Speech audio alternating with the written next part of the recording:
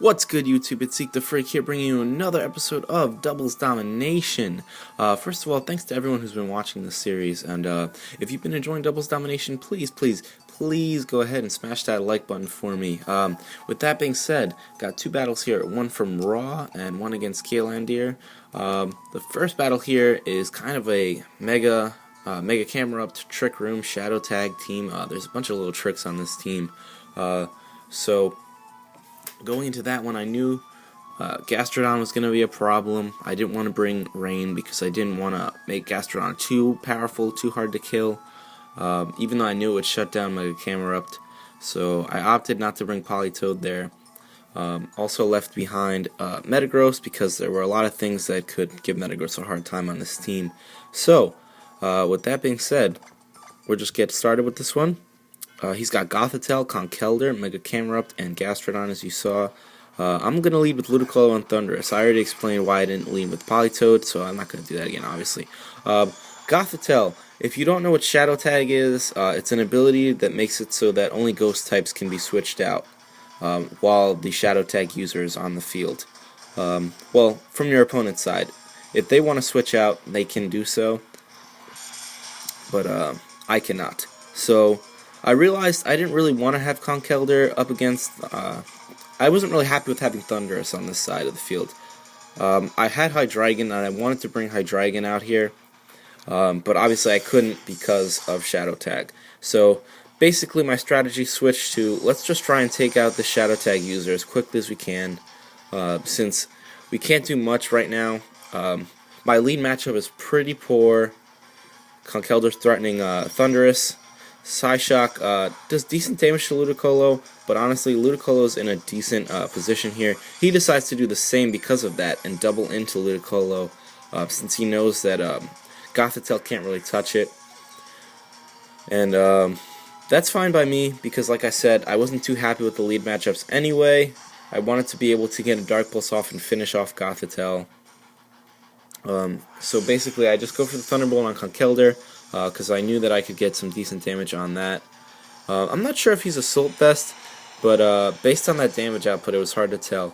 I knew that I outsped Conkeldurr since we hadn't seen Trick Room from that Gothitelle, and I wanted to take it out before it could Drain Punch Hydreigon or, get all its health back.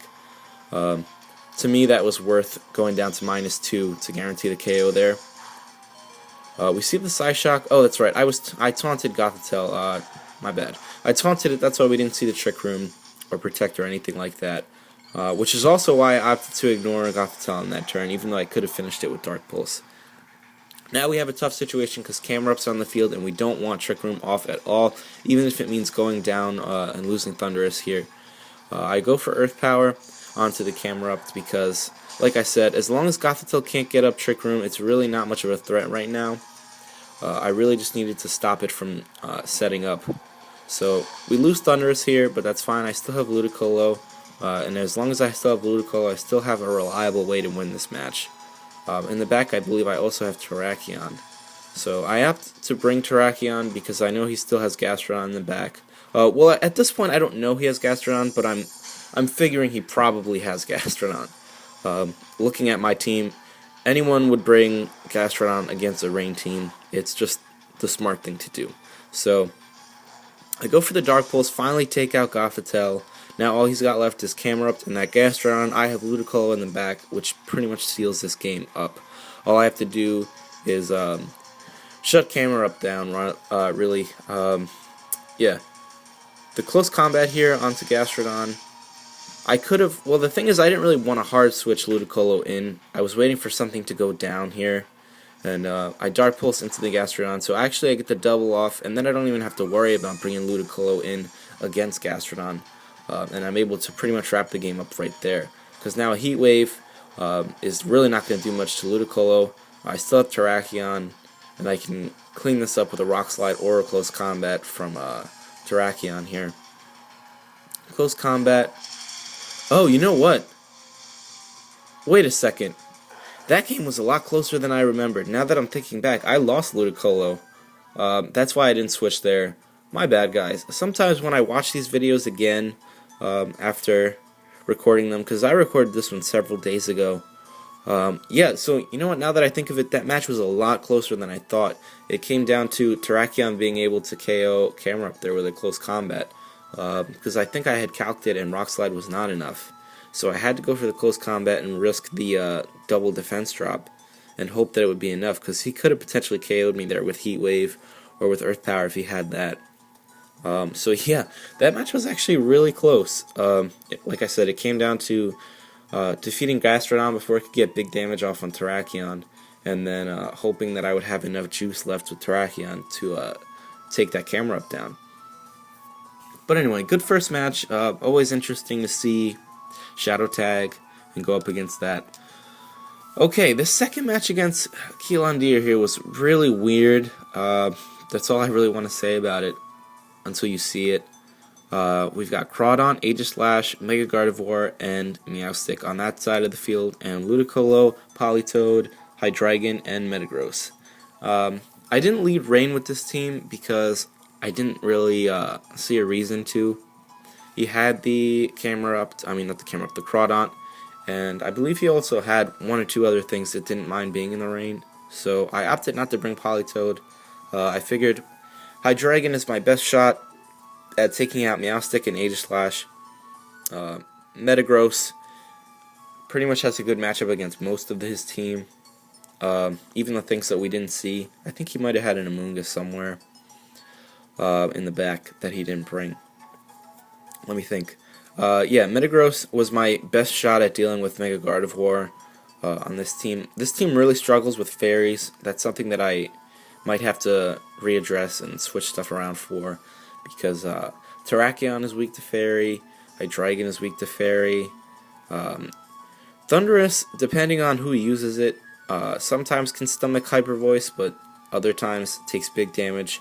Politoed and Ludi are a little specially bulky, so they don't mind it as much, but they don't resist Hyper Voice, and really a resist is key. Resistance is so much more useful than just having bulk. That being said, let's see. So Thundurus I brought obviously just to deal with Meowstic's prankster shenanigans and to deal with Crawdaunt, and Ludicolo just to have a better chance against that Crawdaunt. So leading into this match, I have the same leads as I had in the last game, which are Thundurus and Ludicolo. Ludicolo has Fake Out, so that gives me some help turn 1, and I also have Prankster Taunt. Now, I should really know my speed tiers better, but I didn't want to risk being slower than this Meowstic and getting taunted, and not being able to taunt with Thundurus, or use Thunder Wave with Thundurus. So I think turn 1 what I end up going for is a Fake Out. Oh, yeah, that's right. Okay, he goes for Quick Guard. What's it called? Yeah, okay, he goes for Quick Guard, but not too long ago I had just gone up against a Meowstic with Quick Guard, so actually I changed up my strategy when I saw his Meowstic lead, if I remember correctly. I saw him lead with Meowstic, and I said, no way I'm falling for that again. So I just doubled into Gardevoir there to make him feel kind of stupid for using Quick Guard in the first place. Because he was probably expecting the Fake Out taunt there, which is exactly why I didn't go for it. I didn't want to have to deal with being taunted, with having Fake Out fail and having taunt fail, because, like I said, Thundurus is also a prankster. So basically, if I had Fake Out taunted like I wanted to, that turn wouldn't have done anything. He goes for Charm here. I'm not really sure why. Maybe he thought I was going to switch Metagross into that spot in order to try not to lose Thundurus. But I don't know if that was a low roll or what, but I end up surviving that Hyper Voice. And I'm able to take Gardevoir down pretty easily. I don't mind that. I don't mind almost losing Thundurus just to get Gardevoir out of the picture, because now he doesn't have a lot of offensive pressure left outside of Aegislash. Crawdaunt can be scary, but it depends really on what kind of Crawdaunt it is. If it's Choice Banded, it's doing huge damage, but otherwise, it's just a pretty solid physical attacker, but there are plenty of ways to work around it. Anyway, now that I know the threat of Quick Guard is gone, at least for the moment, I go ahead and go for a Taunt, just in case this thing wanted to charm my Mega Metagross. And he's going to switch and go for a Shadow Ball on Metagross, which I thought was too obvious, so I protected Metagross on that turn. I go ahead and switch out, just in case he wants to go for another Shadow Ball into that slot. And this way I have a better matchup against the Meowstic, which ends up getting switched out anyway because he didn't want to be stuck. Actually, I came to find out that thing's full moveset was Fake Out, Charm, Confide, and Quick Guard. So actually, he couldn't do anything, which is why he switched out. He was locked into struggling, I guess, or just using Fake Out and failure. Yeah, that's what it would have been. He would have just had to keep using Fake Out to no effect. As you saw there, I got the Thunder Wave off. I don't know why he let me keep Thunderous alive. Maybe he figured since he has the priority Aqua Jet and Fake Out, he could deal with it later. But he ends up leaving Thunderous. I'm able to switch it out. Dark Pulse does huge. Was that Dark Pulse on the Crawdaunt? That doesn't make sense. Okay, that's right. I hit Aegis Slash. I thought I hit Crawdaunt for a second. But yeah, Dark Pulse on the Aegis Slash is going to do huge damage, even in shield form, because Hydreigon is just so powerful. We see the Shadow Ball go off into Hydreigon. I guess he thought I would double switch back. But that just shows you how powerful Aegis Slash is after a +2 boost. I resisted that Shadow Ball and it did a clean like 40-50%.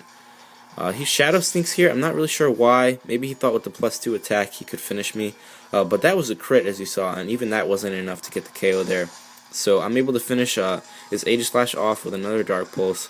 I think the smarter play would have been to King Shield there. And to try and take out Hydreigon with Crawdaunt. But anyway, I died a Life Orb recoil thanks to that critical hit.